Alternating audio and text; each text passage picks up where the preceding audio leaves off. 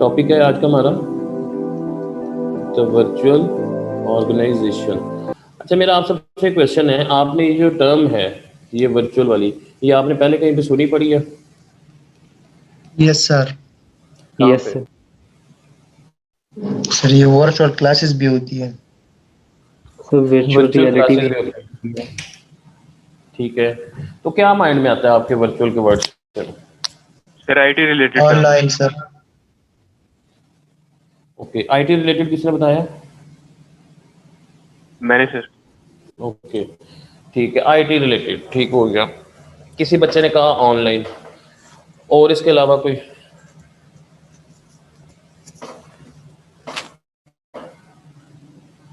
देखिए, ऐसी ऑर्गेनाइजेशन, ठीक है, ऐसी ऑर्गेनाइजेशन जिसकी अपनी कोई एज सच फिजिकल एग्जिस्टेंस नहीं होती, ठीक है, या इवन आपकी बुक में लिखा होगा आइडेंटिफाइएबल। ऐसी ऑर्गेनाइजेशन जिसकी आइडेंटिफाइएबल फिजिकल एग्जिस्टेंस नहीं है, ठीक है। और वो कहते हैं कि वो कोई आपका हेड ऑफिस हो सकता है, ठीक है, कोई आपके आउटसोर्स जो आपने काम किए हुए हैं वो हो सकते हैं। जैसे मैंने आपको कल एग्जांपल दी थी कि कॉस्ट इफेक्टिवनेस के हवाले से, कि मैंने ये देखा था कि अच्छा, कॉस्ट इफेक्टिवनेस में ना कल हमने जो पॉइंट पढ़ा था उसमें एक और चीज़ बाद में जाके फिर रात को मेरे देर में आई। एक तो कॉस्ट इफेक्टिवनेस ये है कि आप उस टाइम में कोई और काम भी कर सकते हो। दूसरी जो चीज़ उसमें ये होती है वो ये होती है कि जब एक एक्सपर्ट बंदा वो काम करता है ना, तो एक्सपर्ट बंदे की जो प्रोडक्शन है या जो आउटपुट है, ठीक है, वो डेफिनेटली बेहतर होती है। और उससे क्या होता है कि आपको अगर कोई उससे बेनिफिट मिल रहा है, ठीक है, तो वो बेनिफिट जो आपको मिलेगा वो आपकी कॉस्ट को वहाँ पे क्या कर देता है, वो जस्टिफाई कर देता है, ठीक है। उस सेंस में भी ये कॉस्ट इफेक्टिवनेस हो सकती है। अब यहाँ पे हेड ऑफिस की एग्जांपल होगी या आउटसोर्सिंग की मैंने एग्जांपल दी। यहाँ पे अगर हम हेड ऑफिस की बात करें, आप लोग ऑनलाइन शॉपिंग करते होंगे, कभी कोई चीज़ मंगवाई है आपने ऑनलाइन? Yes sir. क्या मंगवाया था? Dressing code sir. ओके, अब आपको पता था वो जहाँ से आ रहा है उनका कहाँ पे है, वो कहाँ पे काम कर रहे हैं, कहाँ पे ऑपरेट कर रहे हैं? No sir. नहीं पता था। दराज का नाम आपने सुना होगा, अली बाबा का नाम आपने सुना होगा, कहाँ है यस इनके सर। दफ्तर? कुछ पता नहीं सर हेड ऑफिस। कुछ पता नहीं है। अभी आप क्लास ले रहे हैं बीएमबीएस की, आपको पता है यस कि सर।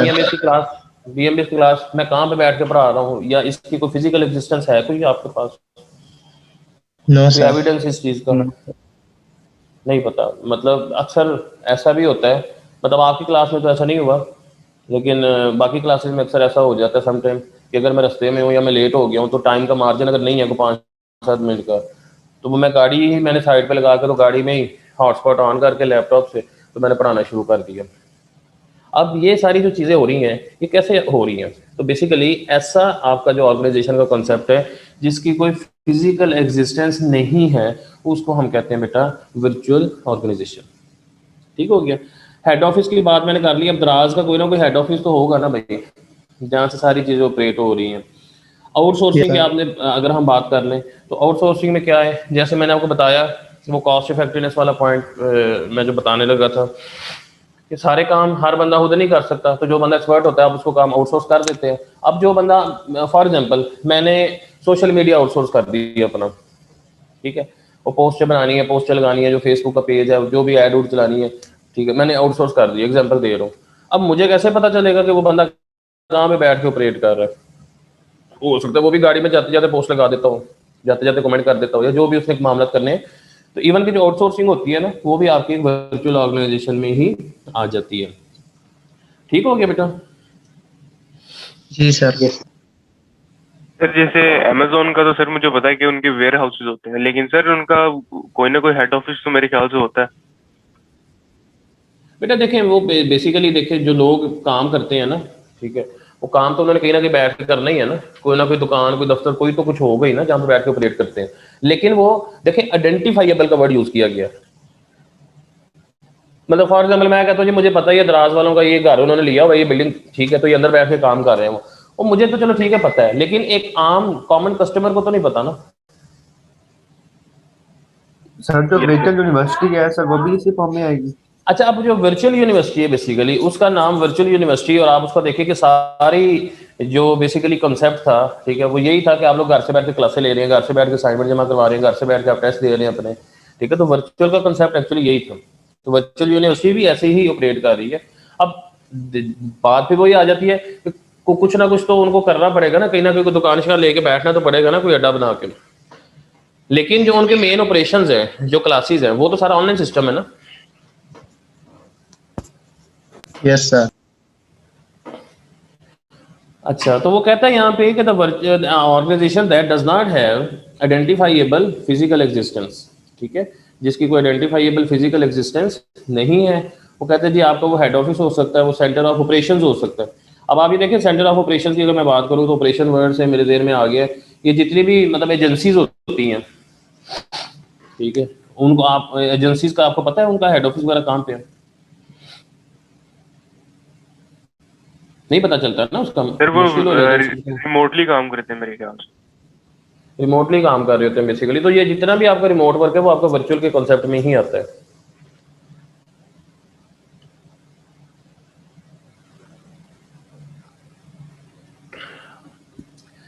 वो आपके फुल टाइम एम्प्लॉय हो सकते हैं। अच्छा, फुल टाइम एम्प्लॉय कैसे हो सकता है? अब जैसे आजकल ऑनलाइन सिस्टम है और बच्चों के एडमिशन के लिए फॉर्म वगैरह ऑनलाइन ही आते रहते हैं। मैं किसी बंदे की ड्यूटी लगा देता हूँ कि बेटा आपने सुबह 9 बजे से लेकर 5 बजे तक आपने वहाँ पे काम करना है, अपने घर में आपने एंगेज रहना है। जैसे कोई फॉर्म आएगा आपने उसको कॉल करनी है और आपने एडमिशन मैच्योर करना है, ठीक है। तो वो आपका जो वर्चुअल ऑर्गेनाइजेशन के कॉन्सेप्ट पे है, वो बंदा आपका फुल टाइम एम्प्लॉय भी हो सकता है as have outsource all operations, ठीक है, कि उसकी कोई अपनी एग्जिस्टेंस नहीं है लेकिन उसने सारे जो ऑपरेशंस है वो आउटसोर्स कर दिए हुए हैं। It is a network of individuals linked by computers and telecommunication network such as the internet and business contract. वो कहते हैं जी आपका एक नेटवर्क बन जाता है और उस नेटवर्क में आप क्या है, एक दूसरे से लिंक्ड होते हैं इंटरनेट के जरिए। डेफिनेटली टेक्नोलॉजी की बात है, तो जहाँ पे टेक्नोलॉजी आएगी वो इंटरनेट के बगैर पॉसिबल ही है।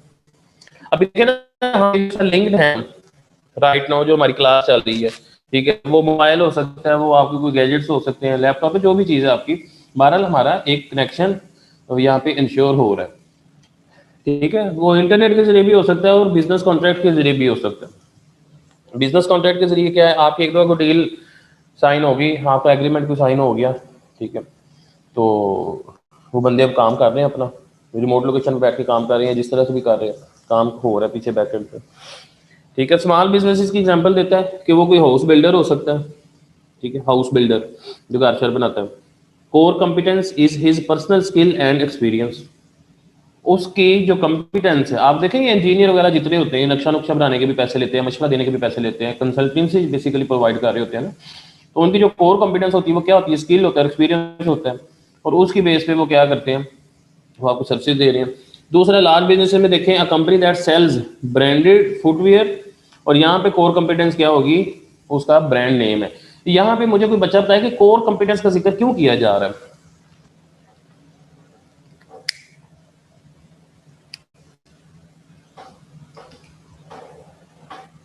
सर यानी उसका मेन फोकस अगर किसी प्रोडक्ट पे है तो वो बेसिकली उसी में compete कर रहा होगा। हो सकता है कि सेकेंडरी भी किसी वो जगह पे कॉम्पिटेंस उसकी हो या वो कोई इसके अच्छा ठीक है, कोई और बताएं। कंपेटिटर।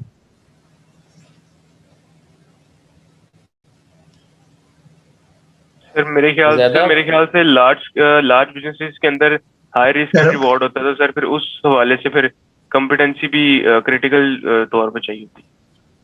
मेरे ख्याल से सर इसकी हेड ऑफिस की बात हो रही है सर, ये मेन ब्रांच है, ब्रांड नेम। ओके, आप मुझे एक बात बताओ, आप किसी के साथ मिल के वर्चुअली काम करना चाह रहे हो, आप क्यों काम करोगे उसके साथ? पैसे देगा सर वो।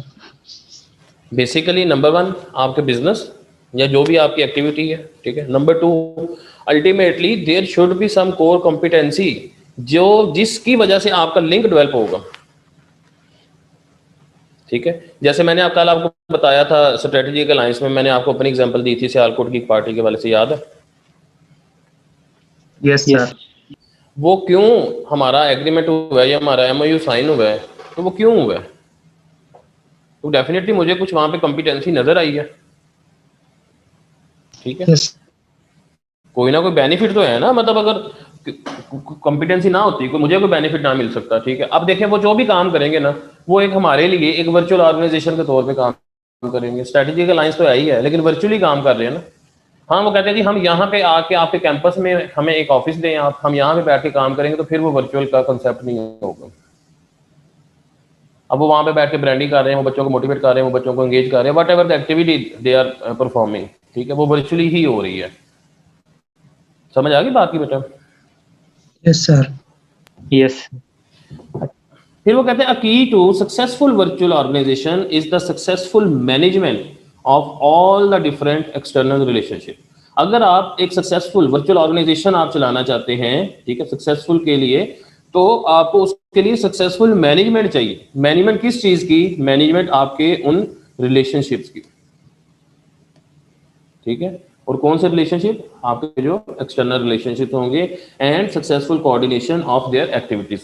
अच्छा, कोऑर्डिनेशन के वाले से ना कुछ पॉइंट्स हम चैप्टर नंबर 1 में पढ़ेंगे एंड पे जाके ना, मतलब डिफरेंट जो थ्योरीज है ना, हर थ्योरी में जो कोऑर्डिनेशन है उसको बड़ी इंपॉर्टेंस दी गई है। कोऑर्डिनेशन बहुत जरूरी है, ठीक है। अब कोऑर्डिनेशन बेसिकली हम समझते हैं कोऑर्डिनेट करने का मतलब यह है कि एक दूसरे से बातचीत करना, ठीक है। बेसिकली बातचीत करना नहीं होता। तो कोऑर्डिनेशन बेसिकली एक ऐसा कंसेप्ट है जिसमें आप एक्टिविटीज की शेयरिंग हो रही होती है, आप एक दूसरे से सपोर्ट कर रहे होते हैं, आप एक दूसरे से शेयरिंग कर रहे हैं मामला की, हर चीज आपकी अल्टीमेटली आके ना कोऑर्डिनेशन। देखें डिफरेंट इंस्टीट्यूट में आपने देखा होगा बाकायदा कोऑर्डिनेशन डिपार्टमेंट होता है। उसका काम क्या होता है कि उन्होंने बच्चों के मसले मसाइल सुनने हैं, उनको हल करना है, ठीक है। जिसका कोई मसला होगा वो कोऑर्डिनेशन वालों से जाकर रब्ता कर लेता है। तो कोऑर्डिनेशन बहुत इंपॉर्टेंट है, ठीक है। यस सर फिर वो कहता है the virtual company has been made possible by the developments in IT technology, ठीक है। ये आईटी टेक्नोलॉजी गलत लिखा हुआ है, बेसिकली इंफॉर्मेशन आईटी बताते हो इंफॉर्मेशन टेक्नोलॉजी है। तो ये कौन बात देख रहा है?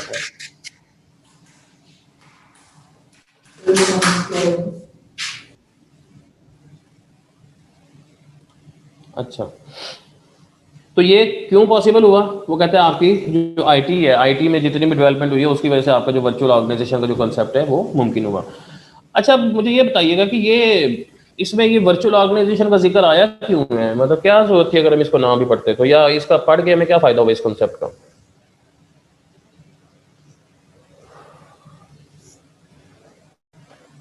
सर, हम बिजनेस या ऑर्गेनाइजेशन स्ट्रक्चर को अगर पढ़ें तो सर हो सकता है कि किसी बिजनेस में जो है वो यानी अंदर ही अंदर कोई वर्चुअली नेटवर्क भी काम कर रहा हो ऑर्गेनाइजेशन।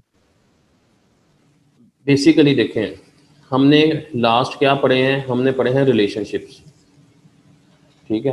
तो उन रिलेशनशिप्स में आपका एक वर्चुअल रिलेशन भी हो सकता है ना। अब स्ट्रेटेजिक अलायंस की अगर हम बात कर लें तो स्ट्रेटेजिक अलायंस हर बंदा अपनी अपनी जगह पे बैठ के कहीं पे बैठ के सर्विसेज प्रोवाइड कर रहा है, ठीक है। तो उन यस सर। रिलेशनशिप्स में, ठीक है, आपका आंसर भी ठीक है, ठीक है, कि अब स्ट्रक्चर की बात हो रही है तो अल्टीमेटली ये जो वर्चुअल कंसेप्ट है वो भी आपकी ऑर्गेनाइजेशन में साथ काम कर रहा होता है। देखो ना, मेरी बात सुनिए, जैसे मैं आपको एग्जांपल देता हूँ, ये इदारों में जिस तरह मतलब बच्चे काम कर रहे होते हैं, एडमिशन वगैरह करवा रहे हैं, ये वो पिशावर की बात कर लें, ठीक है, एक बंदा पिशावर में बैठा हुआ है, ठीक है, वो वहाँ पे जाके बच्चों को कन्विंस कर रहा है कि भाई एडमिशन लेना तो यहाँ पे लेना है, ये फीस हो जाएगी, ये हो जाएगी, ये हो जाएगी, तो वो वर्चुअली ही काम कर रहा है ना, ठीक है। और वो क्या है? वो यस सर स्ट्रेटेजिक अलायंस में भी आप कह सकते हैं। हाँ, स्ट्रेटेजिक अलायंस में किस तरह से आ सकते हैं? अगर वो बाकायदा तौर पे फॉर्मल एग्रीमेंट हुआ है, अगर नहीं तो वो आपका वैल्यू नेटवर्क होगा। क्लियर? यस सर आपके ना, मुझे आपसे ये पूछना है अब कि अगर हम स्ट्रक्चर की बात करें, हमने डिफरेंट टाइप्स ऑफ ऑर्गेनाइजेशन भी हमने पढ़ ली, नेमली इंटरप्रेन्योरियल ऑर्गेनाइजेशन पढ़ी, फंक्शनल पढ़ी, डिविजनल पढ़ी, ओवरऑल बहुत सारी चीज़ें हमने डिस्कस कर ली। आप में से कोई बच्चा ये बता सकता है कि मोस्ट अप्रोप्रिएट स्ट्रक्चर कौन सा हो सकता है या होना चाहिए? Divisional sir divisional, okay. अब डिविजनल की अगर कैपेसिटी नहीं है किसी ऑर्गेनाइजेशन की तो सर ये काम तो करना छोड़ दे। नेचर जी नौशरवान? सर ये तो बिजनेस के नेचर पे डिपेंड करेगा ना कि उसके लिए सूटेबल कौन सा स्ट्रक्चर। ठीक है। तो बेसिकली बेसिकली आपकी बात से मैं जो नतीजा अखज़ करना चाह रहा हूँ वो ये है कि हम कोई हार्ड एंड फास्ट रूल हम नहीं अप्लाई कर सकते, ऐसे ही है कि यस यही सर। वाला स्ट्रक्चर होना चाहिए। क्यों, बाकी बच्चे एग्री करते हैं इस बात से? जी सर। अच्छा, अब इसमें जो मेन चीज़ है बेसिकली और जो मेरी फेवरेट तरीन थ्योरी है ना, वो यही थ्योरी है भाई, और उसको हम कहते हैं contingency theory of organization structure. अब कॉन्टीजेंसी थ्योरी क्या कहती है? वो कहती है कि कोई हार्ड एंड फास्ट रूल नहीं है। बेसिकली जिस तरह आपको याद होगा बिजनेस कम्युनिकेशन में आपने कॉन्टेक्स्ट पढ़ा था, सिचुएशन, यस सर। ठीक है। इसी तरह यस सर। यहाँ पे वो कहते हैं कि जो आपकी सिचुएशन है ना आपके बिजनेस की, वो सिचुएशन ही आपको दी बेस्ट स्ट्रक्चर दे सकती है। अच्छा, वो सिचुएशन क्या हो सकती है? जैसे किसी बिजनेस का स्टार्टअप है तो वो इंटरप्रेन्योरियल स्ट्रक्चर पे काम करेगी, सिचुएशन, ठीक है। काम बढ़ गया, फंक्शनल पे आ जाएगी, सिचुएशन। फिर बढ़ गया, डिविजनल पे आ जाएगी, वो भी सिचुएशन है, ठीक है। तो ये जो सिचुएशन होती है ना बेसिकली, ये कॉन्टीजेंसी थ्योरी, मैं तो इसको समझता हूँ कि ये सिर्फ बिजनेस मैनेजमेंट की नहीं, ये आपकी लाइफ की थ्योरी है। हम लोग देखें मुख्तलिफ सिचुएशन में मुख्तलिफ तरीके से बिहेव कर रहे होते हैं, और हमारी कोशिश होती है कि उस सिचुएशन के मुताबिक हम दी बेस्ट बिहेवियर अपना शो करें वहाँ पे, दी बेस्ट आउटपुट दें अपनी वहाँ पे। अब देखें फॉर एग्जाम्पल एक बच्चा है आउटस्पोकन है, या मैं कह देता हूँ जो बदतमीज है, अब वो आपस में दोस्ती यारी में तो चलो बदतमीज होगा, लेकिन टीचर से जब बात करनी है तो माइट भी वहां पे बदतमीजी ना करे, वो सिचुएशन है। वो उस सिचुएशन के मुताबिक एक बंदा है वो फैसलाबाद से तलक रखता है, उसको मतलब बैकएंड पे उसकी कोई 500-600 जुगत पड़ी होती है उसके, लेकिन किसी टाइम पे अगर टीचर से मजाक आ रहा है तो वो जुगत नहीं मारेगा, सिचुएशन है, कॉन्टेक्स्ट है। तो जो कॉन्टीजेंसी थ्योरी है, जो कॉन्टीजेंट का जो बेसिकली एलिमेंट है ना, वो यही हमें बताता है, इसको हम चैप्टर 1 में भी पढ़ेंगे। वो यही बताते हैं हमें कि जो दी बेस्ट सोल्यूशन होता है ना आपका, वो आपकी सिचुएशन ही आपको दे रही होती है। तो most effective organization structure for an entity depends on size of the entity, complexity का मतलब वो किस तरह के ऑपरेशंस में इन्वॉल्व है, एंड नंबर 3 योर स्ट्रेटजीज। अब स्ट्रेटजीज क्या है? बेसिकली आपका पर्पस। पर्पस क्या है? What it is trying to achieve. It का मतलब ऑर्गेनाइजेशन, वो ऑर्गेनाइजेशन का पर्पस क्या है, विजन मिशन क्या है उसका, ठीक है। तो इन चीजों के हिसाब से आप अपने उस स्ट्रक्चर को बनाएंगे। अब देखिए फिर दोबारा मैं वापस आता हूँ वर्चुअल ऑर्गेनाइजेशन में। एक ऑर्गेनाइजेशन है वो डील ही ऑनलाइन में कर रही है, तो उसे क्या जरूरत पड़ी है कि वो बिल्डिंग रेंट आउट करे या बिल्डिंग परचेज करे, अपने सारे वो बिल्डिंग एक्सपेंसेस करे? है कोई जरूरत? No sir. अब मैं लेकिन देखें, अगर मैं एक कंपनी सर लेकिन अगर एक कंपनी जो फिजिकली एग्जिस्ट भी करती है और सर वो आउटसोर्स भी कर रही है काम और वर्चुअली कनेक्ट भी है एक दूसरे से, उनका आपस में रिलेशन भी है, वर्चुअल रिलेशन, तो सर फिर ये इसकी कैटेगरी में है वर्चुअल ऑर्गेनाइजेशन की? वो तो फिर सिचुएशन बन जाएगी ना, उसके नेचर ऑफ ऑपरेशंस बन जाएंगे, ठीक है। जैसे अभी आप एग्जांपल ले लें, अब हमारे पास जो बच्चा पढ़ा है वो ऑन कैंपस भी पढ़ता है, ऑनलाइन भी पढ़ता है, मतलब हमारे पास के हर इदारे में अब तो ऐसे ही हो गया।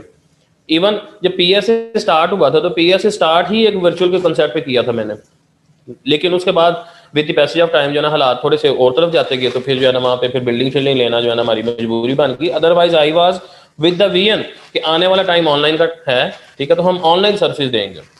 अब ऑनलाइन सर्विस में मुझे क्या प्रॉब्लम फेस करनी पड़ी? बच्चे ने फीस जमा करवानी है, ठीक है, बच्चे के माँ बाप कहते हैं कि जी कॉलेज है कितने। अब माँ बाप को कौन समझाए वर्चुअल ऑर्गेनाइजेशन का कंसेप्ट वहां जाके? उन्होंने कहा जी कॉलेज ही नहीं है तो कल ਨੂੰ फीसा लैके नस गए तो फिर की होएगा। मतलब इस तरह के वो उस चक्कर में फिर हमें थोड़ा सा ऑन कैंपस आना पड़ा, और अल्लाह ताला का शुक्र है कि वो ऑन कैंपस भी बड़ा अच्छा हमारा अभी तक जा रहा है मामला। तो बेसिकली बात वही है कि आपका जो स्ट्रक्चर है ना वो डिपेंड करेगा आपके साइज ऑफ द एंटिटी, आपकी नेचर ऑफ ऑपरेशंस और आपके पर्पस पे कि आप क्या अचीव करना चाह रहे हैं, ठीक है। बाकी अगर किसी ऑर्गेनाइजेशन में आपको इन सारी चीज़ों का मिक्सचर मिल जाता है तो वेल एंड गुड, कोई मसला नहीं है, यही चीज़ें तुम पढ़ रहे हैं।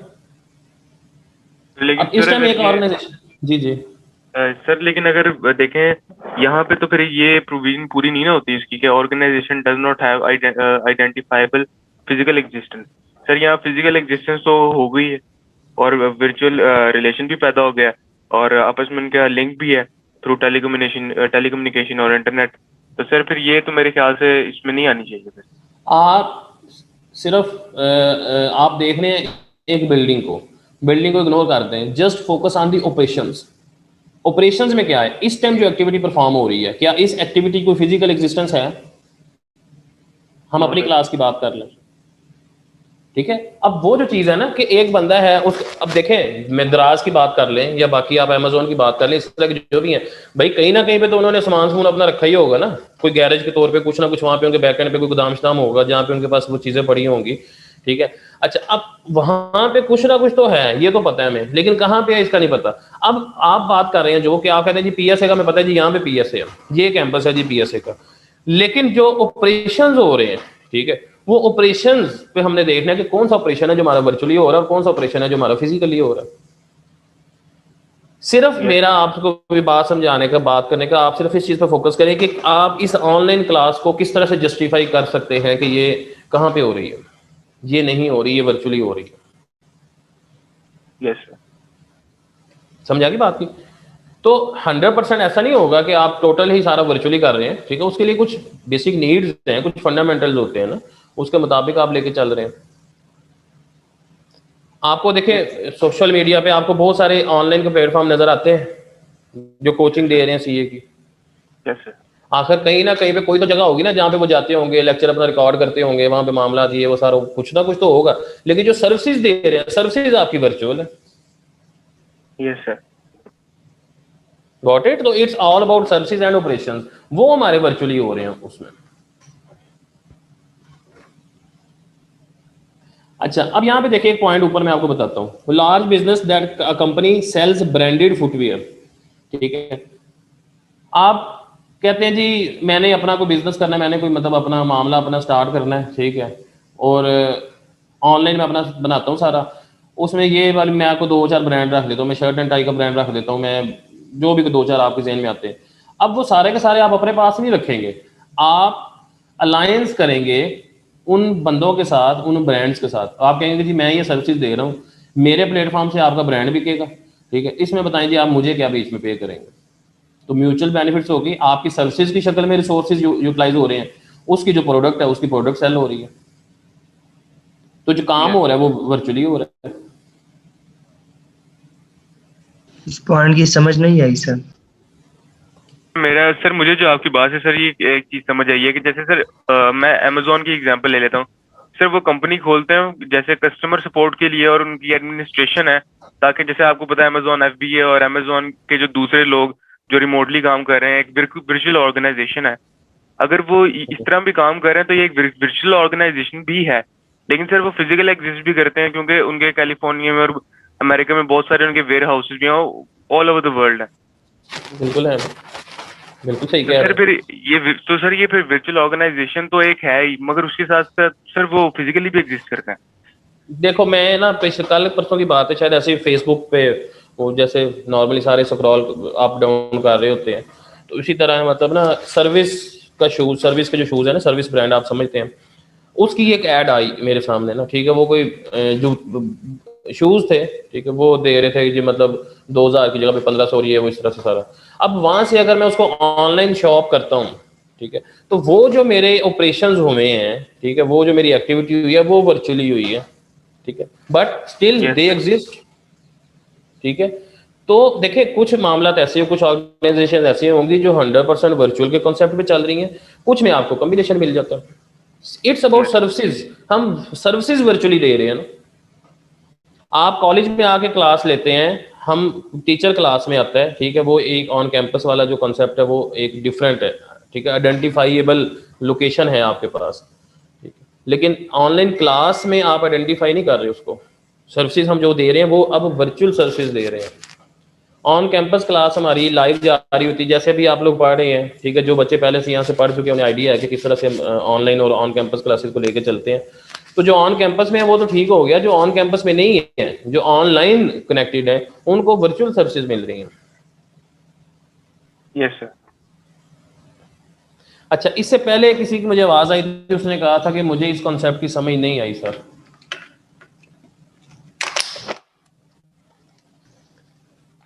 सर मुझे समझ, यस सर। अच्छा, उसमें मैं आपको जो एग्जांपल दे रहा था ना, वो मैं ये दे रहा था कि मैं बल्कि आपको एक रियल एग्जांपल की सूरत में एग्जांपल दे देता हूँ। मेरा एक दोस्त है, वो ना काम करता है गारमेंट्स का, अच्छा, अब गारमेंट्स का काम करता है, उसने अपना को ब्रांड ब्रू बनाया, ठीक है, कुछ उसने सारा अपना यूनिट वगैरह भी लगाया, हर चीज़ हो गई। तो जब तक वो अपना काम कर रहा था ठीक था। तो मेरी पिछले दिनों से बात हुई थी, उसने मुझे बताया कि यार मैंने ना 2-4 जो ब्रांड्स हैं ना उनके साथ मैंने डील की है, और मैंने उन्हें बताया कि ये मेरा ऑनलाइन प्लेटफॉर्म है। इस ऑनलाइन प्लेटफॉर्म से मैं क्या करता हूँ, अपनी शर्ट्स, अपनी पैंट्स, टाई, शूज़ वगैरह इस तरह की जो चीज़ें हैं वो मैं सेल आउट करता हूँ। उनसे मैंने बात की, मैंने कहा जी मैं अपने उस ऑनलाइन प्लेटफॉर्म पे आपकी प्रोडक्ट्स भी रखता हूँ, ठीक है, ताकि मतलब जो यहाँ पे आए ऑनलाइन शॉपिंग के लिए तो उसको डिफरेंट वैरायटी मिल जाए, ठीक है। तो आप मुझे बताएं कि आप मुझे उसमें क्या पे करेंगे।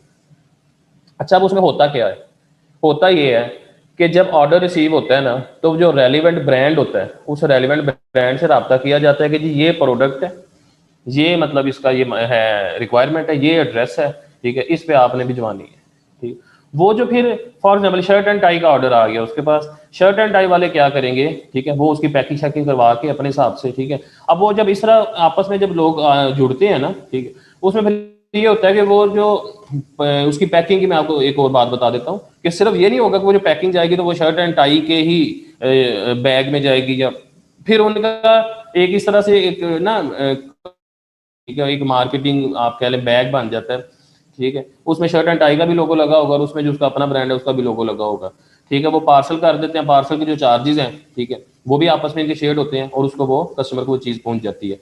अब वो बंदा जाके फिजिकली वहां से जाके शर्ट ला के किसी को प्रोवाइड नहीं कर रहा, वो जो बिजनेस जनरेट हो रहा है किसी दूसरे ब्रांड के लिए वो वर्चुअली हो रहा है। लेकिन जब आपने किसी को कोई चीज देनी है, प्रोडक्ट की हम बात करें ना, तो प्रोडक्ट तो फिर आपको एक फिजिकल एग्जिस्टेंस की सूरत में ही मिलेगी ना। आपने शर्ट परचेज किया तो शर्ट आपके हाथ में है, टेंजिबल चीज है ना वो। लेकिन जो सर्विसेज होती हैं वो आपकी इंटेंजिबल होती हैं। तो नॉर्मली आपकी जो वर्चुअल ऑर्गेनाइजेशन है ना, उसमें आपकी जो सर्विसेज वाले जो मामला हैं वो आपके वर्चुअली डील हो रहे होते हैं। ठीक हो गया। मतलब वाकई समझ आ गई है कि दिल रख रहे हो? नहीं सर, समझ आ गई सर। ओके दाऊद, आपका बेटा क्वेश्चन कोई? No sir. जब किसी का कोई क्वेश्चन हो ना तो आप लोग इजी होकर पूछा करें। मुझे लिटरली मैं इस चीज़ को एंजॉय करता हूँ कि बच्चे डिफरेंट क्वेश्चन जब करते हैं, और बीइंग अ टीचर मतलब मैं ये बात आपके सामने करना पसंद करूंगा कि डिफरेंट क्वेश्चन जब आ रहे होते हैं ना तो उसमें टीचर की भी अपनी लर्निंग हो रही होती है।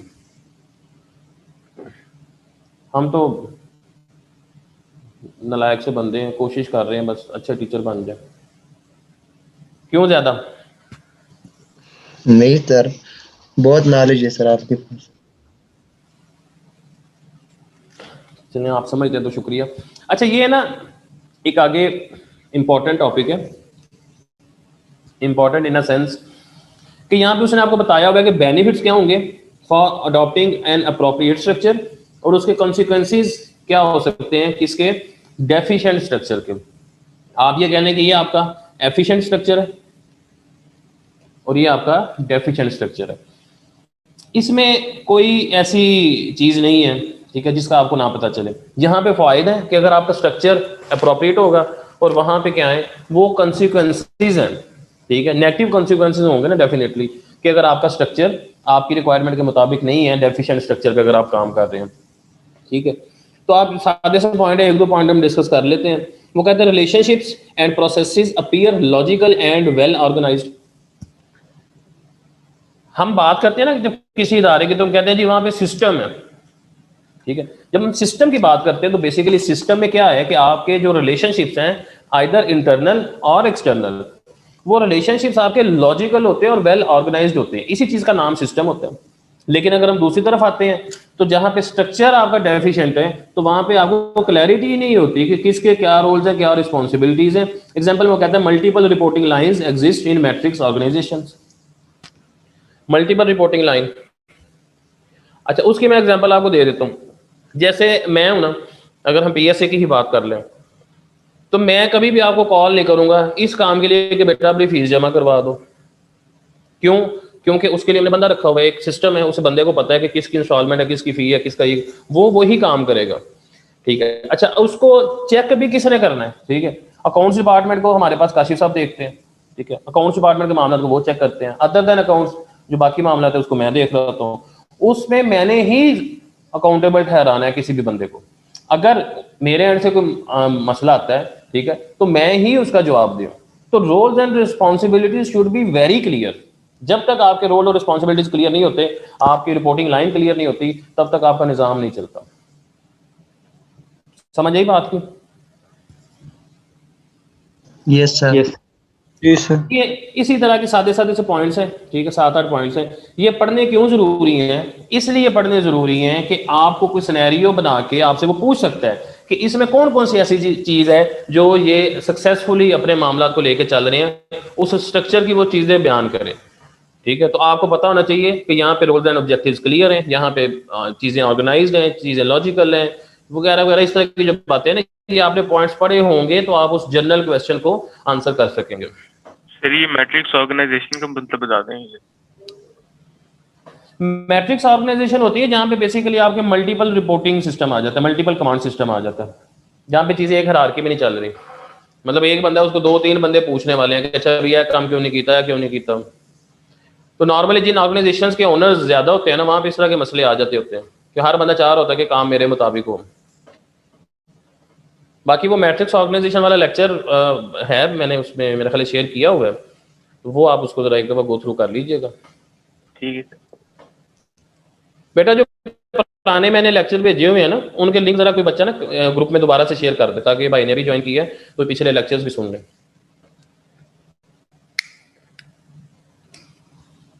अच्छा जी, ये पढ़ लेंगे आप लोग? Yes sir. ठीक हो गया। यस अच्छा देखिए, जैसे हमने अभी पढ़ा कॉन्टिंजेंसी। कॉन्टिंजेंसी का क्या मतलब है? सिचुएशनल। अगर हम बात करें स्ट्रक्चर की या स्ट्रक्चर के साथ मामलात की, तो एक चीज हमें पता चल गई कि कुछ चीजें हमारी चल रही होती हैं सिचुएशन पे, और कुछ कुछ चीजें जो है ना वो हमारी चल रही होती हैं एक मैकेनिज्म पे। अच्छा, अब सिचुएशनल में और मैकेनिज्म में क्या डिफरेंस होगा? वर्ड है मैकेनिज्म, ठीक है। आप बताएं कि what will be the difference between situational and mechanism.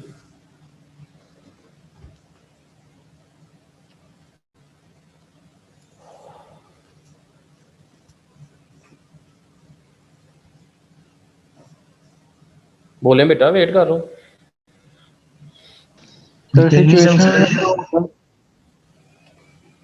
बारी बारी बोले, कोई बात नहीं, सारे बच्चे शेयर करें अपना अपना व्यू।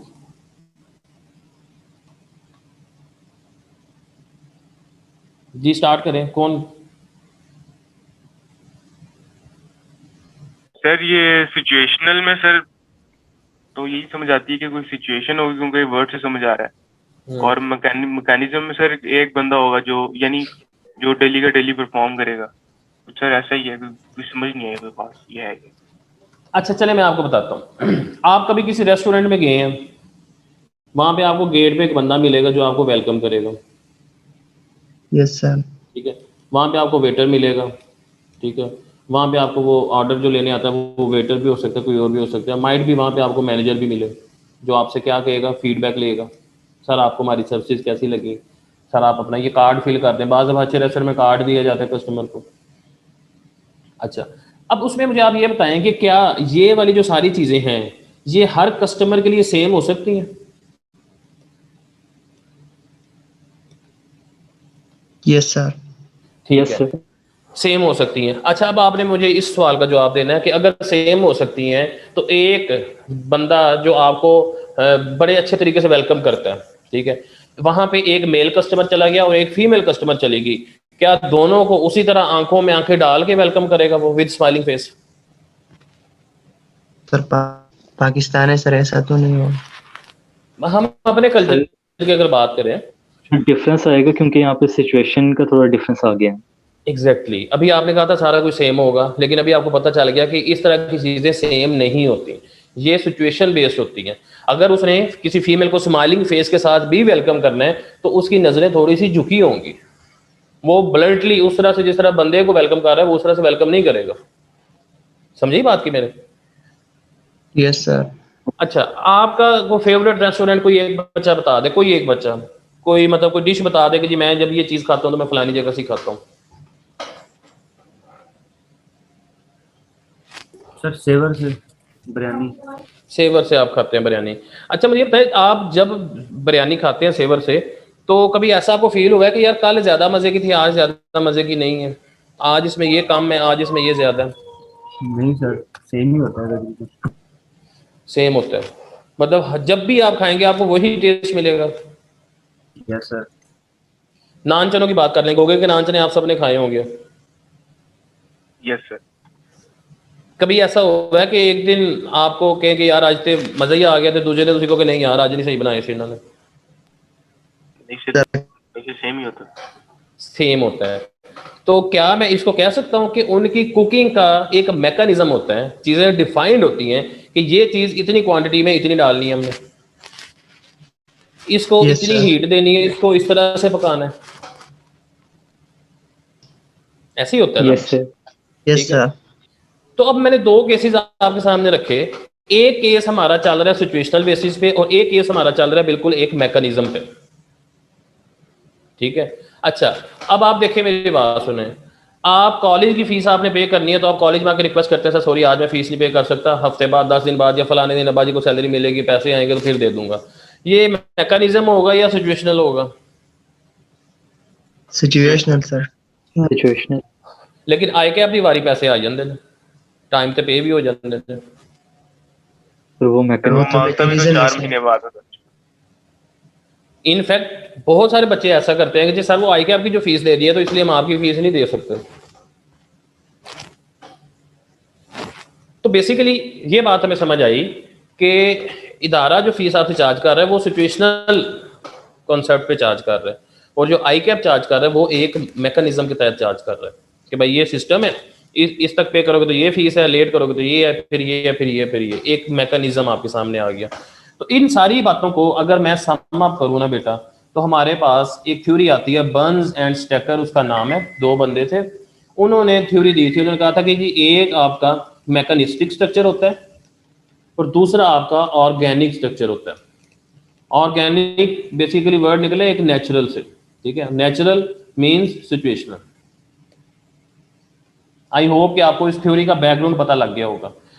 और फिर वो कहता है कि ये दोनों चीजें आपकी साइड बाय साइड ही काम कर रही होती हैं, आप 100% ये नहीं कह सकते कि ये किसी मैकेनिस्टिक अप्रोच के तहत काम करेगा और ये ऑर्गेनिक के तहत का।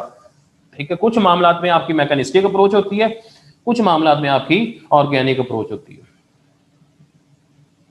समझ आ गई बात की?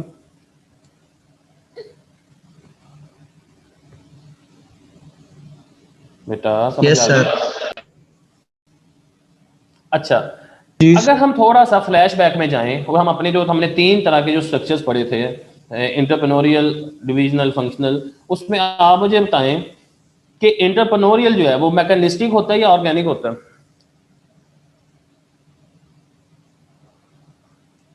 क्वेश्चन रिपीट कीजिए। एंटरप्रेन्योरियल की बात कर रहा हूँ, यस सर। मतलब 100% डेप्थ में नहीं जा रहा मैं, ठीक है, जस्ट एक उसकी सिचुएशन के मुताबिक मैं बात कर रहा हूँ ना। सिचुएशनल होगा। ऑर्गेनिक। बेसिकली वो क्या होगा, वो ऑर्गेनिक होगा, ठीक है, क्योंकि जैसे जैसे कस्टमर आएगा, जैसे जैसे ये, जैसे जैसे वो, जैसे जैसे मामला, उस तरह से करते करते करते, but when it comes to divisional structure तो वहां पे फिर चीजें आपको एक मैकेनिज्म के तहत भी मिलेंगी।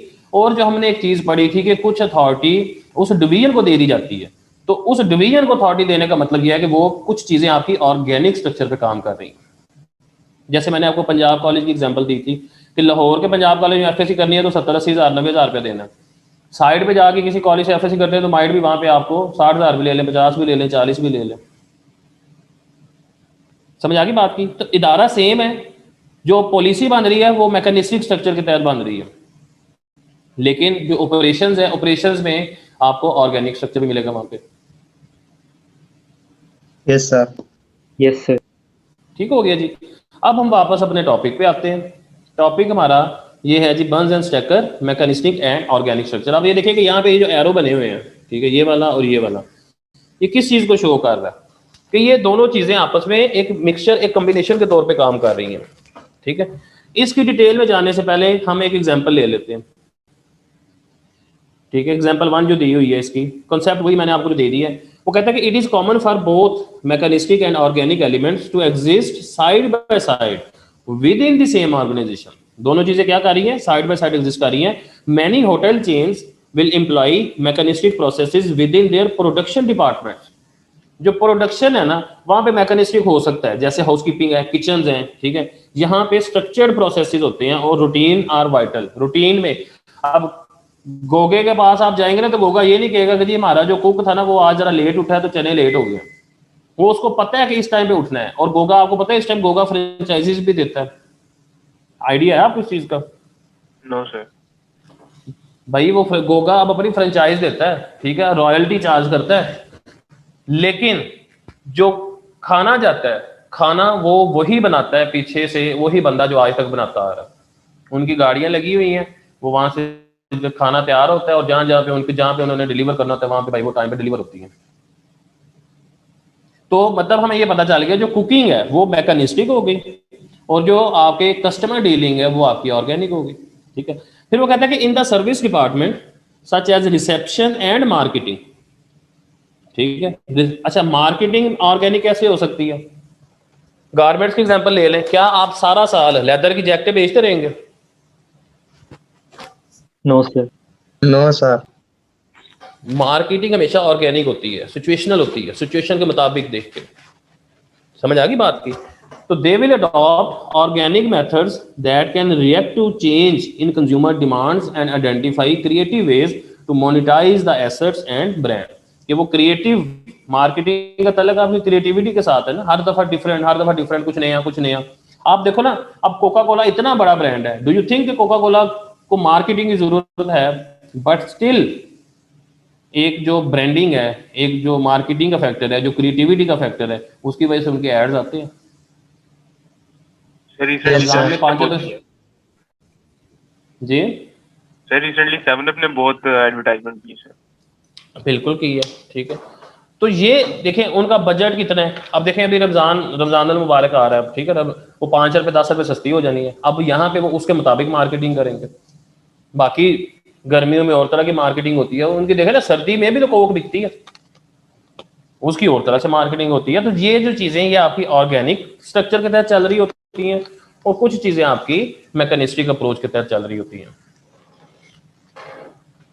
अच्छा, अब इसमें मेन चीज जो समझने वाली है वो ये है कि ये जो हम पढ़ रहे हैं, पढ़ तो लिया, हमें समझ भी आ गई। अब क्वेश्चन वो किस तरह से पूछ सकता है, तो उसके लिए आपको पता होना चाहिए कि वो आपको कुछ सिनेरियो देगा, कुछ आपको इवेंट्स कुछ बताएगा, उनमें हमने आइडेंटिफाई करना है कि ये ऑर्गेनिक अप्रोच के तहत होगा और ये आपका मैकेनिस्टिक अप्रोच के तहत होगा। Okay? Yes sir. Okay sir. अब यहाँ पे वो दूसरी एग्जांपल देता है इसकी। वो कहता है जी many ITs company such as Microsoft, Apple and Google. चले मैं आगे नहीं पढ़ता, मुझे सिर्फ ये बता दें ये ऑर्गेनिक अप्रोच पे चलते हैं या मैकेनिस्टिक पे चल रहे हैं? Mechanistic sir. फिर सोच लें। सर इनके जो सीईओज हैं सर वो तो ऑर्गेनिकली सर उनकी अप्रोच होगी, लेकिन सर अगर हम देखें तो मैकेनिस्टिक अप्रोच भी सर है विद इन एन ऑर्गेनाइजेशन। लेकिन बेसिकली आप देखें ना, जब भी इनोवेशन होती है ना भाई, तो इनोवेशन आपकी ऑर्गेनिक होती है। यस सर, वो सीईओज करते हैं सर। हाँ, आप क्वालिटी कंट्रोल के वाले से आप कह सकते हैं कि भाई एक मैकेनिस्टिक अप्रोच होगी, लेकिन क्रिएटिविटी मॉडल पे मॉडल, नया से नया, ठीक है। पहले एक कैमरा ही बहुत होता था, फिर 2 कैमरे आ गए, फ्रंट पे और एक बैक पे, अब बैक पे 6 कैमरे हैं। समझ रहे बात को? तो ये क्या है, बेसिकली ये ऑर्गेनिक है, ये कंज्यूमर की नीड, कंज्यूमर की डिमांड, मार्केट कंपटीशन, ये इन सारी चीजों को सामने देखते हुए चीजें चल रही हैं। सर ये जब ये हमसे पूछेगा कि सर ये मैकेनिस्टिक अप्रोच है या ऑर्गेनिक अप्रोच है, तो सर हमने जो पॉइंट ऑफ व्यू अपना इसको क्वेश्चन को किस तरह आइडेंटिफाई करना है सर हमने? वो बेसिकली आपसे पूछे, वो आपसे देखे ना, मेरी बात सुने। जैसे पिछले हमने होटल वाली एग्जांपल ली है, उस होटल वाली एग्जांपल में वो आपको कहता है कि ये सर्विसेज हैं, मतलब किचन का, हाउसकीपिंग का, आपके प्रोडक्शन का, ठीक है। तो उसमें बताएं कि ये काम हो रहे हैं, इसमें से कौन सा काम आपका मैकेनिस्टिक अप्रोच के तहत हो रहा है और कौन सा आपका ऑर्गेनिक के तहत हो रहा है। तो वहां पे जो इस टॉपिक का जो अपना नॉलेज है, आपकी अपनी जो कंपिटेंसी है, आप उसकी बेस पे आंसर करेंगे, रटे की बेस पे आंसर नहीं होगा इसका। आपने खुद इस चीज को असेस करना है। मैं आपको एक और बताता हूँ, बाज दफा बच्चा क्वेश्चन का सिनेरियो पढ़ के कंफ्यूज हो जाता है। जब तक हम अपने इंशाल्लाह कोर्स अपना सारा खत्म कर लेंगे तो आपको बहुत सारा आइडिया हो चुका होगा कि ऑर्गेनाइजेशंस में मामला किस तरह से चल रहे होते हैं। जब भी कोई ऐसी सिचुएशन बन जाए, वो किसी मैनेजर के वाले से पूछे आपसे कि ये मैनेजर है तो ये क्या करेगा यहाँ पे, तो आप अपने इमेजिनेशन में आप अपने आप को एक मैनेजर समझ लो, आप मैनेजर बन जाओ, ठीक है, और उसमें आप देखो कि आपने अब किस तरह से डील करना है, उसके मुताबिक आप उसका आंसर करें। सर यहाँ पर वो ये एग्जांपल में क्या कहते हैं बिजनेस एनवायरनमेंट की अगर सर पूछेगा तो फिर तो सर हम मैकेनिस्टिक अप्रोच की बात करेंगे ना सर। लेकिन अगर वो कहेगा कि नेचर क्या है क्या कहते हैं ऑर्गेनाइजेशन की, तो सर फिर हम यहाँ पे बात करेंगे ना ऑर्गेनिक अप्रोच की। देखें नॉर्मली आपकी जो रिपोर्टिंग लाइंस हैं, आपकी हायरार्की है, इस तरह के जो मामला होते हैं ना वो मैकेनिस्टिक अप्रोच के होते हैं। जो प्रोडक्शन है ना, प्रोडक्शन आपकी हमेशा ऑर्गेनिक अप्रोच पे होगी। देखो मेरी बात सुनो, ठीक ठीक है। अच्छा प्रोडक्शन में भी मैकेनिस्टिक हो सकता है, पूछे कैसे? गाड़ियों की एग्जांपल ले लें, बल्कि शायद यहाँ पे दी भी है traditional car manufacturing plants. Car manufacturing हो रही है ना, तो वहां पे आपको मैकेनिस्टिक ही मिलेगा। आप देखिए करोला है, कितनी करोला बिकती है, यस सर। ठीक है, आप 100 गाड़ियां सामने खड़ी कर लें, आपको सारी की सारी एक जैसी ही मिलेंगी। उसमें ये नहीं हो सकता कि बंदा करोला वाला ये कहेगा कि यार मेरे रिश्तेदार ने खरीदनी है तो मैं 5 की जगह पे 6 सीटें लगा दूं, चलो उनका फायदा हो जाएगा। जो मैन्युफैक्चरिंग है, तो बेसिकली जो मैन्युफैक्चरिंग है, मैन्युफैक्चरिंग को हम प्रोडक्शन कह सकते हैं ना भाई। Yes sir. लेकिन यहां पे इस सिनेरियो में जो प्रोडक्शन हो रही है वो मैकेनिस्टिक के तहत हो रही है। एक मैकेनिज्म नजर आता है आपको, एक सिमेट्री नजर आती है आपको, ठीक है। वो कहता है कि ये वाली जो इंडस्ट्री है is less dynamic than IT and product life cycles are longer. IT less dynamic है, मतलब लेस डायनेमिक आईटी से किस तरह से कि आईटी में तो रोज ही कुछ ना कुछ नया आया होता है, समझ रहे बात को? इंफॉर्मेशन टेक्नोलॉजी, ठीक है, वो कुछ ना कोई इनोवेशन आई होती है बीच में। लेकिन जो गाड़ियां हैं, ठीक है, गाड़ियों में नई गाड़ी निकालना, मॉडल निकालना ऑर्गेनिक है, समझ आ गई। लेकिन उस गाड़ी की जो मैन्युफैक्चरिंग हो रही है वो मैकेनिस्टिक की है भाई। ठीक है सर। उसमें स्टेयरिंग का साइज क्या होना चाहिए। अब आपको पता है कि इवन के जो साइज ऑफ द स्टेयरिंग है वो भी बड़े सारे, मतलब वो क्या कहते हैं, कैलकुलेशंस के बाद वो फाइनल होता है कि गाड़ी जो मोड़नी है आपने, गाड़ी का पूरा कंट्रोल आपका स्टीयरिंग पे है। तो बाज़ दफ़ा लोग फैशन के तौर पे छोटा स्टीयरिंग भी लगवा लेते हैं, ठीक है, छोटा स्टीयरिंग लगवाते हैं तो उसके अपने इम्पैक्ट आते हैं। अगर आप तेज़ी से आपको मोड़ना पड़ गया है तो आपकी गाड़ी उल्ट जाती है। तो ये वाले जो इस तरह के फैक्टर्स हैं ये आपके मैकेनिस्टिक होते हैं भाई।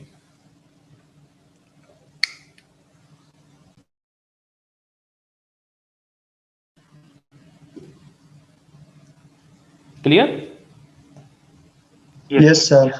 Yes sir. चलिए हम अब थोड़ा सा इसको देख लेते हैं। वो कहता है जी मैकेनिस्टिक ऑर्गेनाइजेशन में क्या होता है। वो कहता है कि authority is delegated through a hierarchical management structure. Power over decision making is obtained from a person's position in the management hierarchy. जो बंदे की पोजीशन होगी उस पोजीशन के मुताबिक उसको डिसीजन मेकिंग अथॉरिटी दी जाती है। लेकिन यहाँ पे क्या है कि there is a network structure of control. Network structure, ठीक है, नेटवर्क का मतलब एक बंदे की बात नहीं है, ज्यादा। Individuals influence decisions on the basis of their knowledge and skills regardless of their position in the organization. अब मैं बीइंग द डायरेक्टर मैं कहूँगा जी ये काम है तो इसमें यही होना चाहिए, ठीक है, तो आप उसको मैकेनिस्टिक कह सकते हैं। But if it comes to discussion, ठीक है, मेरी टीम बैठी हुई है मेरे सामने डिस्कस कर रहे हैं, तो वहां पे फिर ये नहीं होगा कि भाई तुम कौन हो। आप वो देखें, आपने वो मूवी देखी होगी, मेरे ज़हन में आ गया वो सीन, गब्बर वाली जो अक्षय कुमार की थी, गब्बर इज बैक।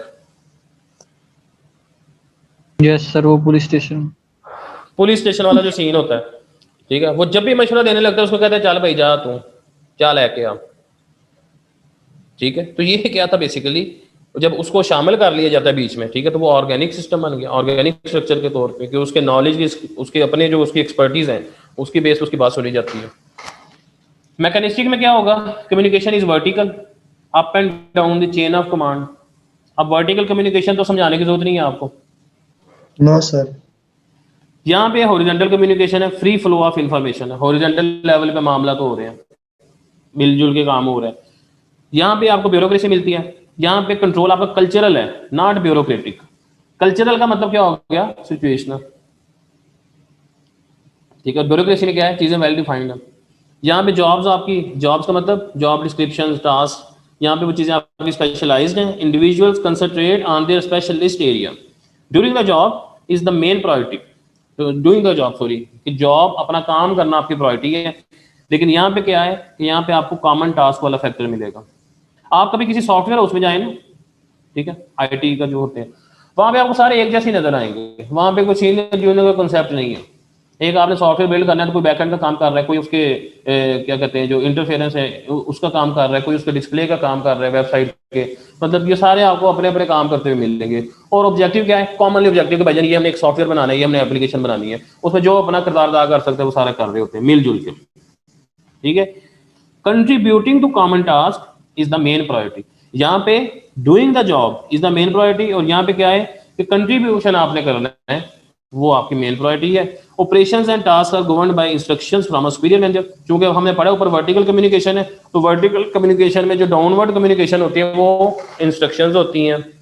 जैद भाई याद आया होगा, आपको पढ़ा था हमने Nausherwan. Yes yes sir. Sir. और अपवर्ड में इंफॉर्मेशन होती है, डाउनवर्ड में इंस्ट्रक्शंस होती हैं, ठीक है। यहाँ पे क्या होता है, यहाँ पे आपकी कम्युनिकेशन इंफॉर्मेशन और एडवाइस पे चल रही होती है, इंस्ट्रक्शंस पे नहीं चल रही। यहाँ पे जॉब डिस्क्रिप्शन आर प्रिसाइज, मतलब वेल डिफाइंड, एक्यूरेट, और यहाँ पे लेस प्रिसाइज है। जॉब डिस्क्रिप्शन ऐसा नहीं है बस मिलजुल के काम करना है, बात खत्म, ठीक है। तो वो कहता है कि इसने यहाँ पे बताया हुआ है कि organic structure is better suited. अब से ये पॉइंट बड़ी इंपॉर्टेंट है। Organic structure is better suited to an entity that needs to be responsive to change. अगला चैप्टर हमारा चेंज मैनेजमेंट का, ठीक है।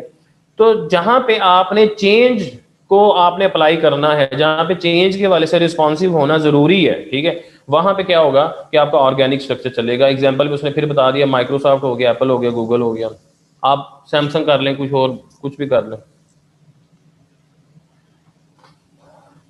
कल वो एक मेरा दोस्त ही है, मेरा क्लास फेलो होता था हेले में ड्यूरिंग एमफिल, तो उससे मेरी बात हो रही थी। तो वो इस टाइम टेक्नो कंपनी है ना, जो वो टेक्नो में ना कैटेगरी हेड के तौर पे काम कर रहा है। कल उसकी मुझे कॉल आई थी, वो कह रहा था कि यार आपके पास एम्प्लॉयज़ वगैरह भी होंगे, ठीक है, तो अगर आप अपने एम्प्लॉयज़ को मोबाइल वगैरह देना चाहते हैं, ठीक है, तो आपने मेरे से रब्ता करना है, टेक्नो के मोबाइल में आपको लेके दूंगा सस्ते, ठीक है, या जो भी सर्विस चाहिए। अच्छा, अब ये टेक्निकली देखें तो एक स्ट्रेटेजिक अलायंस भी बन रही है, समझने बात को। लेकिन Yes, sir. आज जो टेक्नो का मोबाइल आज है, ठीक है, क्या आने वाले साल में भी वही रहेगा? वो नहीं रहेगा। मॉडल अपग्रेड होगा, सर्विसेज उनकी अपग्रेड होंगी, एप्लीकेशंस उनकी अपग्रेड होंगी। तो ऐसे जो सिस्टम है। अच्छा, आप माइक्रोसॉफ्ट की बात कर लें, माइक्रोसॉफ्ट के जो इंटरनल जो मैनेजमेंट होगी ना, वो एक मैकेनिस्टिक अप्रोच के तहत चल रही है। समझिए बात की। अच्छा, फिर वो कहता है जी mechanistic structure is better suited to an entity in a stable environment. Stable environment जैसे कार मैन्युफैक्चरिंग प्लांट, गाड़ियां बनाई जा रहे हैं, सबसे ज्यादा स्टेबल एनवायरनमेंट मेरा ख्याल है मेहरान ने एंजॉय किया होगा। Yes sir. Yes sir. और जिहो जी जमी सी ना, मरण तक उंजदी ही रही है, कोई बिल्कुल उसमें सर। कोई बड़ी चेंज नहीं आई उसमें, ठीक है। तो वो क्या था, एक मैकेनिस्टिक स्ट्रक्चर था। बाकी जो गाड़ियां तो उसके मॉडल शॉडल चेंज होते रहे। बेसिकली मेन कॉन्सेप्ट इज, जो अभी मैं हाईलाइट करने लगा हूं, it is common for both elements to exist side by side within the same organization. Common element है कि इन दोनों चीजों ने एक ही ऑर्गेनाइजेशन में साइड बाय साइड काम करना है। एग्जाम्पल में होटल चेन एम्प्लॉय आ गई। ऑर्गेनिक में क्या क्या आ जाएगा, सर्विस डिपार्टमेंट ऑर्गेनिक है, जिसमें कहते हैं रिसेप्शन होगी या मार्केटिंग होगी। मैकेनिस्टिक में क्या है, प्रोडक्शन डिपार्टमेंट, हाउसकीपिंग होगी या किचन वगैरह हो गया आपका। क्लियर? यस। सर ये एक दफा, सर ये जो कॉन्टीजेंसी थी सर, ये थोड़ा सा बता देंगे इसके जो पहले 3 पॉइंट है सर। देखें, कॉन्टीजेंसी थ्योरी बेसिकली है आपकी सिचुएशनल थ्योरी, ठीक है। हेडिंग क्या है, most appropriate organization structure, most appropriate. तो वो कहता है कि कोई आपका कोई लिखा पड़ा उसूल नहीं है कि यही स्ट्रक्चर आपको मोस्ट अप्रोप्रिएट होगा। आपका जो स्ट्रक्चर है डिपेंड करेगा किस पे, आपकी साइज पे, आपके नेचर ऑफ ऑपरेशंस पे और आपके पर्पस पे, ठीक है। इन 3 चीजों को कहते हैं सामने रखते हुए आप अपना जो स्ट्रक्चर है आप उसको डिफाइन करते हैं। और अगर आपने अच्छा स्ट्रक्चर डिफाइन कर लिया तो आगे उसके बेनिफिट्स बता दिए, और अगर आपका स्ट्रक्चर आपकी इन रिक्वायरमेंट्स के मुताबिक नहीं है तो वो डेफिशिएंट स्ट्रक्चर हो गया, और डेफिशिएंट स्ट्रक्चर के कॉन्सिक्वेंसेज भी उसने बता दिए। सर इसके अंदर जो बेनिफिट्स जो हैं और इसमें जो कॉन्सिक्वेंसेज है सर, इसमें से मुझे अभी 2 पॉइंट समझ नहीं आए। एक जी, जी। जो बेनिफिट्स है, बेनिफिट्स में 5th पॉइंट जो है रिडंडेंट लेयर वाला, और जो कॉन्सिक्वेंसेज है उसमें ये आखिरी वाला 7th वाला। देखो वो कह रहा है चीजें यहाँ पे मिनिमाइज हो रही हैं। कौन सी चीजें मिनिमाइज हो रही हैं? इनएफिशिएंसीज। किस हवाले से inefficiencies? Redundant layers of management and delays in responding to customer queries. Redundant layer, redundancy का कंसेप्ट जिन बच्चों ने मेरे से पढ़ा हुआ है उनमें से कोई बताए जरा, आपका भी इम्तिहान हो जाए। सर इसकी ये हम लॉकडाउन की एग्जांपल ले लेते हैं कि जब कोरोना आया था तो अक्सर कंपनीज के पास जो है वो काम कम हो गया था लेकिन एम्प्लॉयज ज्यादा थे, तो कुछ एम्प्लॉयज को जो है उन्होंने यानी फारिग कर दिया था, तो वो उसको हम कह सकते हैं कि रिडंडेंट कर दिया था उन एम्प्लॉयज को। अच्छा, अब दाऊद मेरा आपसे एक क्वेश्चन है कि आपने एक बंदा रखा और एक टाइम के बाद आपने उस बंदे को निकाल दिया या उस लेयर को निकाल दिया पूरी जो एक आपके पास काम कर रही थी, क्या वजह इसकी? क्यों निकालना पड़ा आपको? क्यों? सर या तो मेरा रेवेन्यू कम होगा तो मुझे अपनी कट बैक करना पड़ेगा, अपनी जो एम्प्लॉयमेंट है अपनी फर्म है उसको, और अच्छा। या फिर मेरा रेवेन्यू अगर कम है तो फिर मुझे निकालना पड़ेगा एम्प्लॉयज को। निकालना पड़ेगा तो मतलब क्या हुआ कि उस सिचुएशन के मुताबिक आपने देखा कि अब मेरा साइज क्या है और इस टाइम मेरे ऑपरेशंस कैसे हैं और अब मैंने इन चीज़ों को कैसे लेके चलना है, यही हो गया। अगर आप डे 1 से ही अपने स्ट्रक्चर को अपनी सिचुएशन के मुताबिक नहीं लेके चले तो फिर इस तरह की जो इनएफिशिएंसीज हैं कि आपको रिडंडेंट करना पड़े या आप अपने कस्टमर को प्रॉपर टाइमली आप रिस्पॉन्ड नहीं कर पा रहे, स्ट्रक्चर अप्रोप्रिएट होगा तो ये वाली जो इनएफिशिएंसीज हैं ये आपकी मिनिमाइज हो जाती है। आप 100% नहीं कह सकते कि जी हमारी कस्टमर रिटेंशन 100% है, हमारी कस्टमर को क्यूरीज हम बिल्कुल टाइमली रिस्पॉन्ड करते हैं, ऐसा नहीं हो सकता। कस्टमर रात को 2 बजे भी क्यूरी पूछ लेता है ऑनलाइन की अगर हम बात करें तो, ठीक है, तो आप नहीं कर सकते, लेकिन स्ट्रक्चर अप्रोप्रिएट होगा तो आप उसको मिनिमाइज जरूर कर सकते हो। मतलब आप इन एफिशिएंसीज को मिनिमाइज कर सकते हैं, तो मतलब क्या हुआ कि आप एफिशिएंसीज को बेसिकली इंप्रूव कर रहे हैं। Yes sir. अच्छा, नेक्स्ट पॉइंट कौन सा था बेटा? सर ये 7th इसी का ही कॉन्सिक्वेंसेज का। कॉन्सिक्वेंसेज का ultimately a bad fit may result in significant loss of customers to competitors and overall corporate failure। Bad fit का मतलब क्या है यहाँ पर? बेसिकली नेगेटिविटी है ना, ठीक है। गुड फिट और बैड फिट, गुड फिट वो होगा कि जो चीजें आपकी अच्छे तरीके से काम कर रही हैं, और क्योंकि आपका स्ट्रक्चर डेफिशिएंट था इस वजह से एक बैड फिट आपको फेस करना पड़ेगा वहां पे। और bad fit may result in significant loss of customers to competitors, उसने हाईलाइट भी किया हुआ है कस्टमर्स टू कंपेटिटर्स। अगर आप सर्विसेज प्रोवाइड अच्छी नहीं कर सके तो आपका कस्टमर कंपेटिटर की तरफ मुंह कर देगा, यस सर। ठीक है। एंड ओवरऑल कॉर्पोरेट फेलियर, और जब आपका कस्टमर ही मूव कर गया तो फेलियर तो होगा ना भाई। फिर आप देखें इस टाइम जितने भी इदारे काम कर रहे हैं ना, उनकी कोशिश ये होती है कि उनका जो बच्चा है ना वो रिटेन हो। किसी भी बड़े इदारे का नाम ले ले, 100% रिटेंशन किसी के पास नहीं है। वजह क्या है? हर इदारे का कोई ना कोई कंपेटिटिव एडवांटेज है, और वो जो कस्टमर है वो अपनी रिक्वायरमेंट के मुताबिक उस कंपेटिटिव एडवांटेज को हासिल करने के चक्कर में इदारा चेंज कर लेता। Yes sir. Clear? Yes sir. जी, किसी और का क्वेश्चन कोई?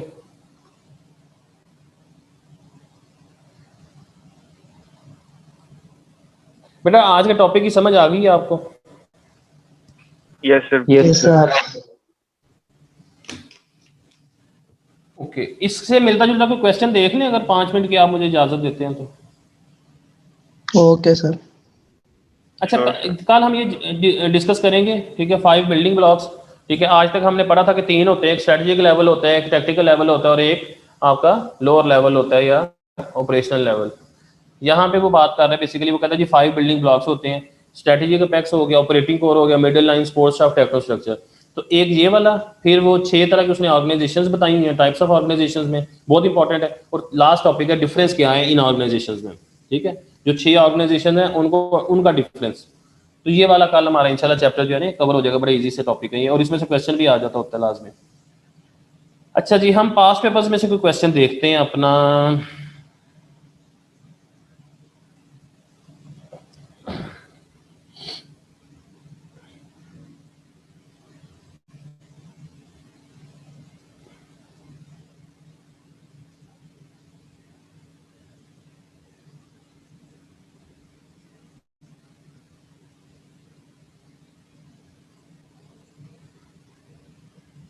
ये देखिए ऑटम 15 का क्वेश्चन आया हुआ है। ये उसने सीधा सीधा पूछा हुआ है, identify the salient features of an organic organizational structure. अब देखें कुछ सेलिएंट फीचर्स जो है हमारे बेसिकली मतलब सिग्निफिकेंट फीचर्स, वो कहीं भी हमने ऐसा तो नहीं पढ़े, ठीक है, लेकिन एक कॉन्सेप्ट है ना, उस कॉन्सेप्ट के बेस में इसको आंसर करना है कि ऑर्गेनिक स्ट्रक्चर के क्या मतलब आपके वो फीचर्स हो सकते हैं। अब देखिए इसका कमेंट चेक करें जरा, एग्जामिनर का कमेंट, कोई बच्चा पढ़ के बताए क्या लिखा होगा। Sir, performance was very poor due to poor learning. तो पुअर लर्निंग का मतलब क्या हुआ कि कंसेप्ट ही नहीं था ऑर्गेनिक का, Yes, sir. ठीक है। तो मैं अल्हम्दुलिल्लाह मैं ये आपसे एक्सपेक्ट कर सकता हूँ कि अगर आप में से किसी बच्चे को ये क्वेश्चन आ जाता है इस तरह का, तो डेफिनेटली आप लोग उस पर कुछ ना कुछ कर लेंगे Yes, sir. Inshallah. इंशाल्लाह इंशाल्लाह। अच्छा जी, उसके अलावा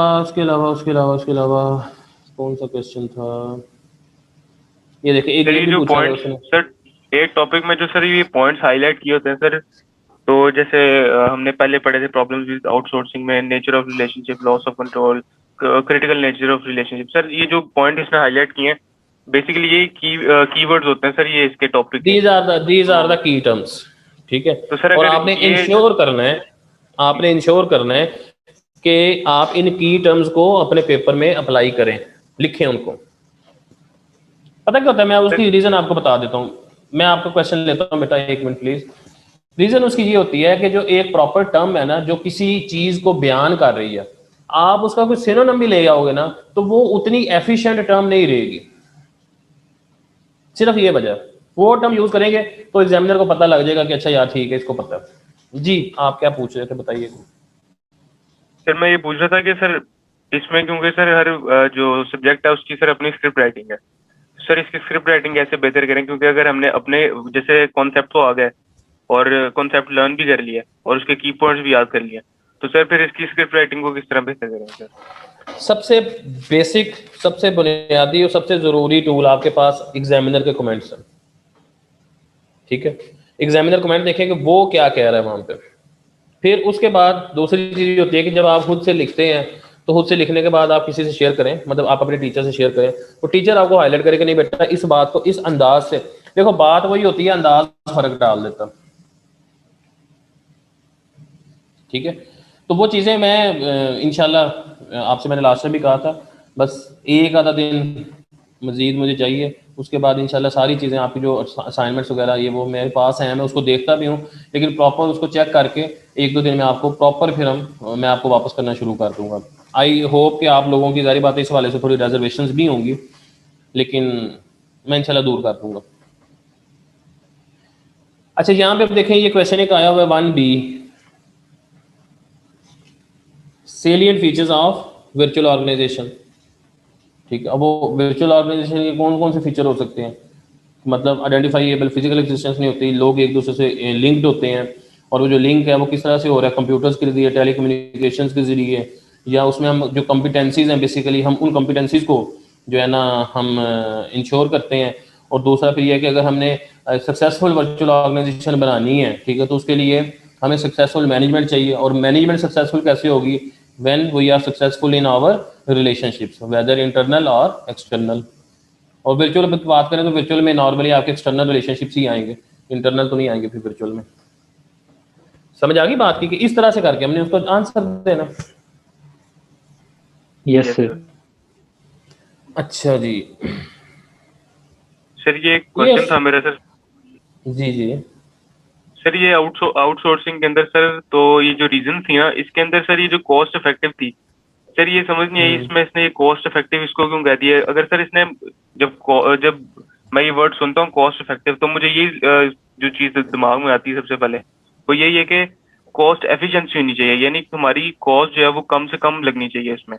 तो जब हम आउटसोर्स कर रहे हैं काम, फॉर एग्जांपल हम फाइवर पे कोई प्रोजेक्ट देते हैं, तो हम उसकी जो बिडिंग करेंगे, जो बिडिंग लोग करते हैं, तो उसमें से हम सबसे कम वाले को सिलेक्ट करेंगे, यानी जो सबसे सस्ता काम हमें करके देगा। मगर सर यहाँ इसने बात ये की है कि outsource work might require specialist skills that the entity can not offer. ठीक है ठीक है, आप जो आउटसोर्स करेंगे, आप वो आउटसोर्स किसको करेंगे? क्या फैक्टर्स हैं आपके पास? नंबर 1 आपने बता दिया कॉस्ट फैक्टर, यस सर। इसके सर अलावा वो कोई जो फैक्टर हो? सर स्पेशलाइज जो स्किल्स होंगे लोग उनके पास, वो देखेंगे। ठीक हो गया। और ये देख सकते कि वो चलें। कंप्लीट कर सकते हैं कि नहीं, उनके हाँ, कोर कॉम्पिटेंसीज ये चीज़ बेसिकली कोर कॉम्पिटेंसीज देखते हुए आप उनको आउटसोर्स कर लिया आपने। फॉर एग्जांपल आप अपनी मार्केटिंग के लिए किसी बंदे को आप हायर करते हैं, ठीक है, आप उसको कहते हैं भाई मैं तुम्हें महीने का 50,000 रुपये दूंगा, ठीक है। अब आप क्या कर रहे हैं, आप महीने का 50,000 रुपया उसको दे रहे हैं, तो आपकी इस 50,000 के अगेंस्ट एक्सपेक्टेशन कम अज कम इतनी तो होगी ना कि 50,000 तो मेरा निकले उसकी मार्केटिंग से, कम से कम की बात कर रहा हूँ ना। लेकिन अगर आपने 50 लगाया और उन्होंने मार्केटिंग की और आपको उस मार्केटिंग के अगेंस्ट 1.5 लाख रुपए आ गया, आपका कस्टमर जनरेट हो गया, आपकी प्रोडक्ट सेल हो गई, तो 1.5 लाख रुपए का रेवेन्यू आ गया। तो आप इन दोनों को कंपेयर करें, तो जो आउटसोर्स आपने किया था और वो जो एक आपने उस कॉम्पिटेंट अथॉरिटी को आपने अपना काम दे दिया, तो क्या 50,000 लगा के आपको 1.5 लाख मिल रहा है, तो ये कॉस्ट इफेक्टिवनेस ना हो गई है? यस सर, मैं भी सर यही कह रहा हूँ। बेसिकली इसको जो यहाँ टर्म से होती है explain ना, नहीं किया। इसमें मैं मजीद बता देता हूँ, एक टर्म यूज होती है बेनिफिट्स आउटवे द कॉस्ट। ये आप इकोनॉमिक्स में आपने पढ़ा होगा या पढ़ लेंगे जिन्होंने अभी इकोनॉमिक्स नहीं पढ़ी, ठीक है, कि आपके जो बेनिफिट्स है ना वो आपकी कॉस्ट को आउटवे कर दें, कि आपको वो फील ही ना हो कि यार आपकी ये कॉस्ट आ रही है, क्यों कि उसका बेनिफिट उससे ज्यादा। तो जब बेनिफिट ज्यादा है तो अल्टीमेटली कॉस्ट इफेक्टिवनेस इंश्योर। देखो ना, मेरी बात सुनो, मैं एक टीचर अपने पास हायर करता हूँ, मैं उसको कहता हूँ भाई मैं आपको महीने का 1 लाख रुपया दूंगा, ठीक है, और वो महीने का 1 लाख रुपया वो एक टीचर मेरे पास सेशन पढ़ाता है, और सेशन पढ़ाने के बाद क्या होता है कि मुझे उस टीचर के पास जो बच्चे दाखिला लेने आए, उन टीचर से मुझे मिला 10 लाख रेवेन्यू। अब अगर 4 महीने का सेशन है या 6 महीने का सेशन है, तो इस 10 में से 6 चला गया टीचर को, 4 बच गया मुझे, तो मेरी कॉस्ट इफेक्टिवनेस इंश्योर होगी। Yes sir. समझ आ गई बात को कि किस तरह से कॉस्ट इफेक्टिवनेस की बात की है उसने? यस सर, आ गई समझ।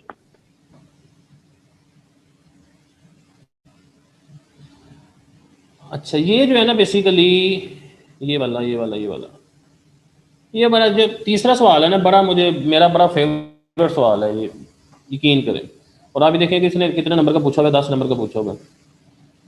आपने ना इस सवाल को ना आपने खुद पढ़ना है, ठीक है। असाइनमेंट में क्वेश्चन आपको ना देख के देता हूँ आपके आज के मैकेनिस्टिक और ऑर्गेनिक के, ठीक है, वो असाइनमेंट के तौर पे आप कर लीजिएगा। ये वाला क्वेश्चन पढ़िएगा, हम ये क्वेश्चन कल क्लास में डिस्कस करेंगे,